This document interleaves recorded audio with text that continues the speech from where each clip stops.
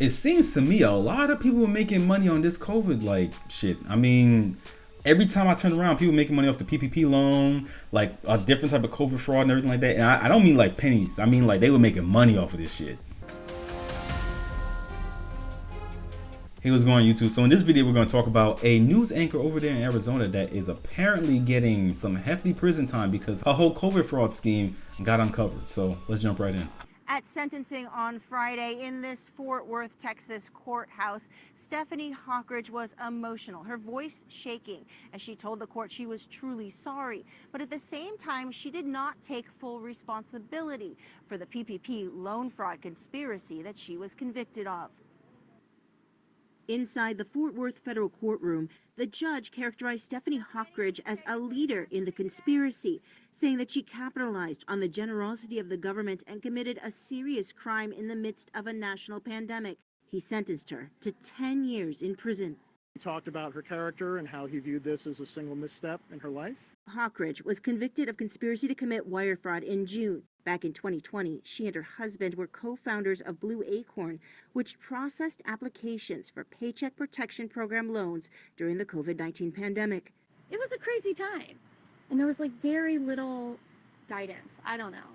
I just am like, I don't think people understand how chaotic everything was in that moment. In court Friday, Hawkridge said she wanted people to get PPP loans, and she lost perspective at times, and she was too trusting of her own husband, Nathan Rice, saying that blind spot cost me dearly. Prosecutors said she is culpable, along with co-defendants, for $64 million in losses to the federal government. Two things. One, you see how everyone was making money off the federal government?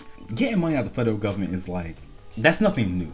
All right, everyone knows that if you want to make some money, do some with the federal government because they're just going to hand out money. They don't care. They're grossly irresponsible. This is why we need to make sure that our government gets audited in some way, shape, or form to make sure that we're not just wasting money because that's taxpayer money. The second thing, all you getting is 10 years for $64 million from stealing from the government? I guess. I'm just saying, $64 million, that's a lot of money. That's a lot of money.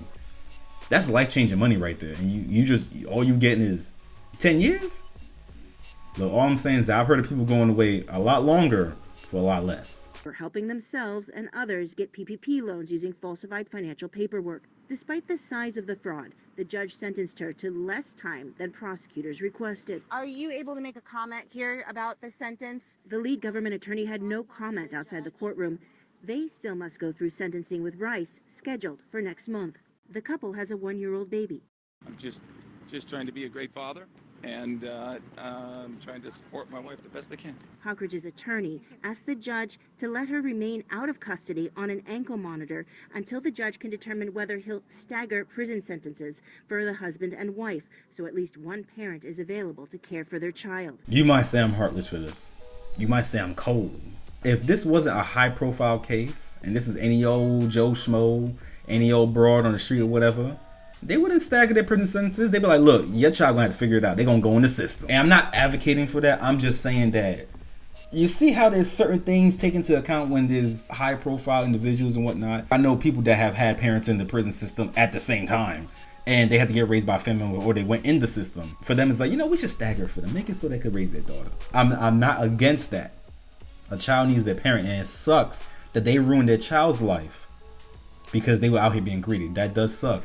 But I'm just saying. At the same time, Hawkridge's attorney plans to file an immediate appeal. So that Ms. Hawkridge will have the time to go to the appellate court, explain the issues that she thinks went wrong in the course of the government's investigation here and the trial in this case. And the judge recognized that she should at least give it enough time to file those motions before he makes a decision about remanding her to custody. If neither of these efforts by Hawkridge's attorneys works, then she will have to report for prison by December 30th of this year.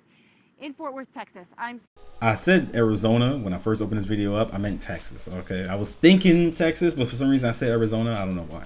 But that's crazy.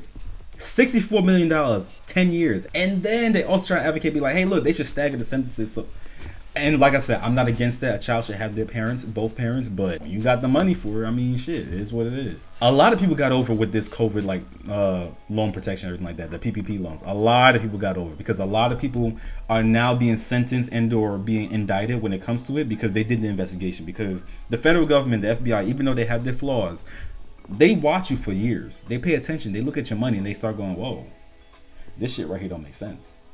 And then that's when they catch your ass up. So yeah, I remember I heard earlier last year, or was it this year, I believe, where they were catching like more normal people for the PPP loans and being like, hey, look, we have evidence to show that you were doing this. It wasn't money like that, you know, but it was still some substantial amounts because a lot of people just out here scamming. You know what? This is a good example. If you don't think that people, when they see opportunity to take advantage of something or someone, a system, especially the federal government, that they will take that chance, here it is right here. If people see opportunity to make money, no matter how much, off the back of something else, they will most likely take it. Because to them, it's free money. You know, you did the crime, now you gotta do the time. It is what it is. Well, you guys already know the drill. That's it for this video. If you enjoyed it, leave a like. Comment down below, tell me your thoughts. How do you feel about her prison sentence? 10 years. Does that sound light to you? Because it's $64 million. I need you to realize that. $64 million is life-changing money. And all she's getting in 10 years. And it might just stagger her, like, you know, time in jail. So who knows when she'll go and when she won't go. Think about that for a second. Comment down below, let me know. But that's it for now. Don't forget to subscribe, and I'll see you in the next one. Peace.